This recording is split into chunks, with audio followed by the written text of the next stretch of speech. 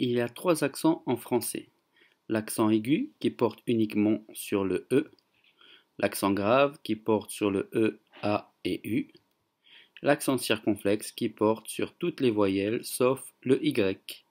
Nous allons voir dans cette vidéo l'accent aigu.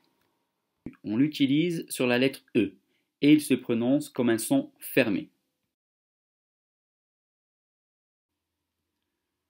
La première règle pour utiliser l'accent aigu.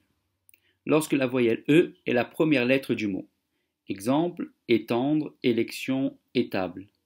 La deuxième règle, lorsque la voyelle E est la dernière lettre du mot.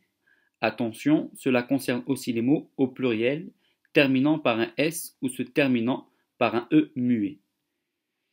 Un canapé, des canapés, une épée, des épées. Troisième règle, lorsque la voyelle E est placée entre deux consonnes. Exemple, mélanger, préférer. Règle numéro 4. On met un accent aigu sur un E précédant une syllabe sans E muet. Exemple, immédiat, génération, généralement. Règle numéro 5. Sur la dernière lettre des participes passés des verbes du premier groupe en ER et sur le participe passé du verbe être. Exemple, manger, travailler, été. En revanche, dans d'autres cas, on ne met pas d'accent aigu sur le E.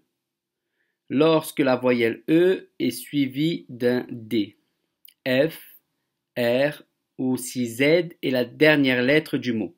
Exemple, une nef, une clé, pied, nez, etc.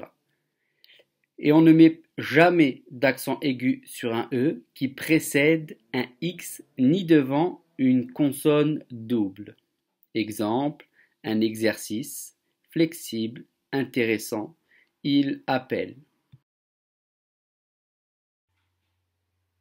En espérant que vous ne ferez plus de fautes d'accent aigu.